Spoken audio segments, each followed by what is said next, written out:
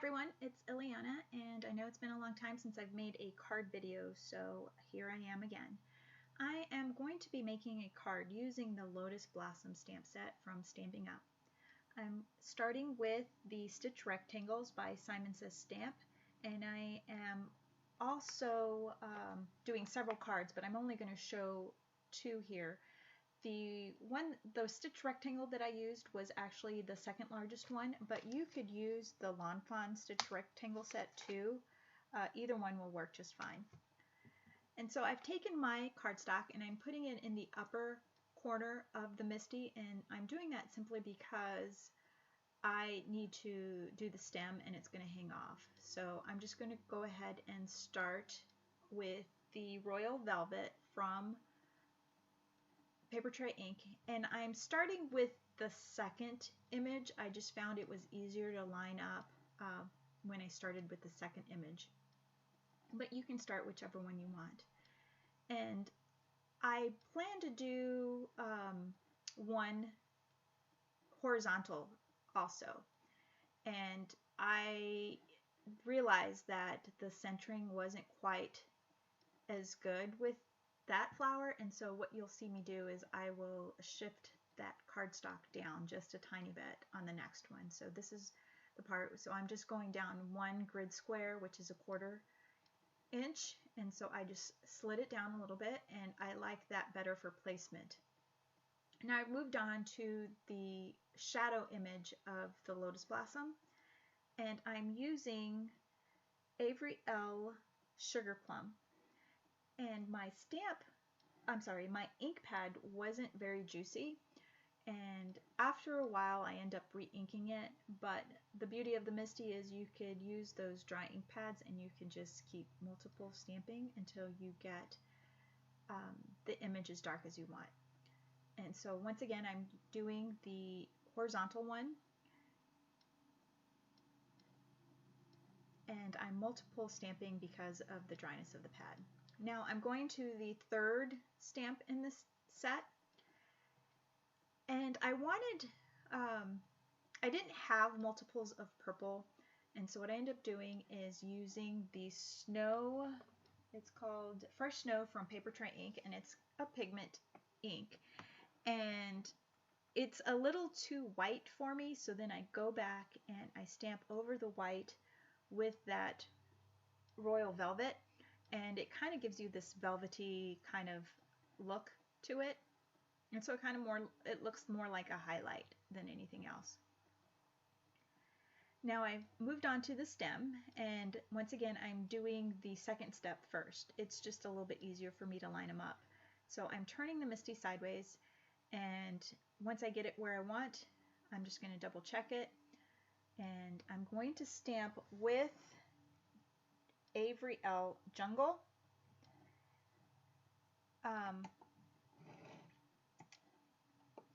And also do the other horizontal one. I'm taking the first stamp, the first step, and inking that up. And I start off with the Avery Elle Lemongrass, but for some reason I thought it looked a little too bright for the dark flower, and so I end up going back and I pretty much try every green ink I have, and then I settled on the Stampin' Up Old Olive. And I don't show that part, so basically I just inked up the other cards in that combination, and you can see them all lined up right there. Now I want to put a birthday sentiment on here. I do our church card ministry, and I am so far behind. The poor people there did not get any February or March birthday cards, and so I've totally dropped the ball because I have been so busy, and that is why I'm making so many birthday cards. So I do multiples. And I'm just lining up the stamp. I've traced the card base around it, and I got a general idea of where I want the stamp, and then I use the lines on the grid paper to line up the stamp. And I'm just going to make sure that the stamp is straight, and so I'm just going to stamp it directly onto that grid paper, and it's perfect. So now I'm going to stamp my sentiment, and I'm using the Versamark, no, that's not Versamark, VersaFine Onyx Black ink. And now I'm going to do the vertical ones, and I have more of the vertical ones, and I kind of really like that one better, but I wanted to show you the horizontal one. And I'm using the Stylish Sentiments Birthday from Papertrey ink, and I've picked the one that says Wish Big. And so I'm just lining up the stamp. And now I'm going to do all my cards with the same Onyx Black. And I kind of ended up waiting a little too long to get the embossing powder to stick. I'm using clear, but in the end it looks okay. The Versamark, the Versa Fine is still wet enough, but the flower, it's gotten a little dry, but it kind of looks like it was kissed by dew. So it's not totally covered, but it looks like it's dew covered. And now I'm using the Stampin' Up background stamp called Hardwood. And what I'm doing is that I just basically put it on the MISTI, and because I want the planks to go horizontally as opposed to vertical. So I've kind of moved it up a little bit so that I can see where I'm stamping. So I can move it up. And I don't know if you've noticed, but I lost one of my magnets, and so I just was looking for it there, and I had to go grab some more magnets. So what I'm doing is I'm stamping it onto the back of that grid paper I used earlier, and that way I know where the stamp image is going to be. And now I'm cleaning off the stamp. I'm going to use Versamark ink, and I want kind of a tone-on-tone look for my card. And what I've done is I've taken my card base and I have put a piece of post-it tape just so that I don't go above that. And I'm seeing that I didn't quite get that stamp high enough up there, and so the bottom of the card is overlapping with the lip of the MISTI, which is fine. It's still working. And I can't really see where the Versamark is on my cardstock, and so I'm stamping it again just because it's been newly cleaned. And so I'll be able to kind of look to see where the end of the stamp is without having to put my embossing powder on there. I can kind of tell where the Versamark is on the card, and so that way I get the continuous pattern. And now that I've done that, I'm going to use the clear embossing powder.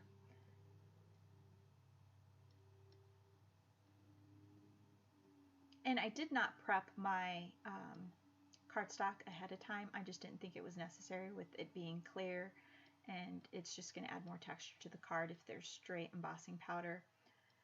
And you can see that the pattern is continuous, and you can't even tell that I stamped the opposite way of the way that the stamp was originally supposed to go. And I'm just heating up my embossing powder.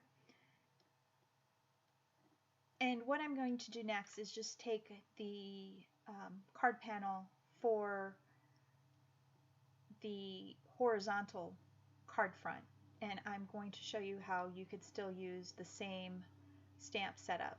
And I'm just going to mask it off again, and this time I'm just going to line it up with the stamped image on the scratch paper underneath, and I'm just going to ink it up again. And you can double stamp with the MISTI.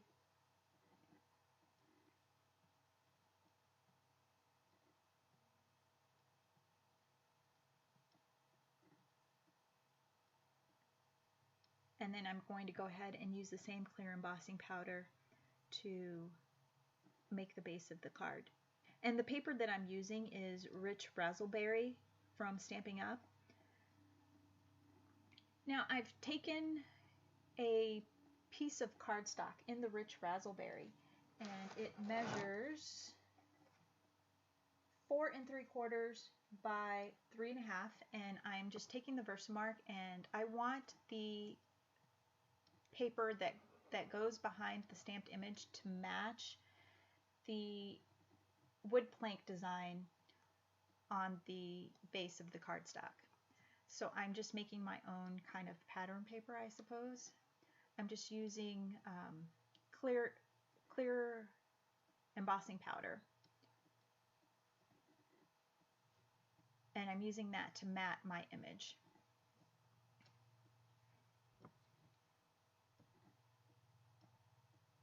And I had missed a couple spots, so I thought, well, I'll just do this real quick and I'll just put some more embossing powder, and it didn't work. It was already cooled enough, and the embossing powder just kind of flew off. Now I'm using some leftover foam, and I have a lot of this foam around the house, and so I'm just using that to put on the back of the card front, just for dimension, instead of using a ton of dimensionals. And this is, you know, what Jennifer McGuire does, and so I'm going to do it too, but I'm going to do it in black because that's what I have available. And I don't have, all I have is an ATG gun and liquid adhesive, and so I just use score tape to adhere that down. And I'm just going to use these little moonshine sequins from Simon Says Stamp to add a little bit of bling to my card.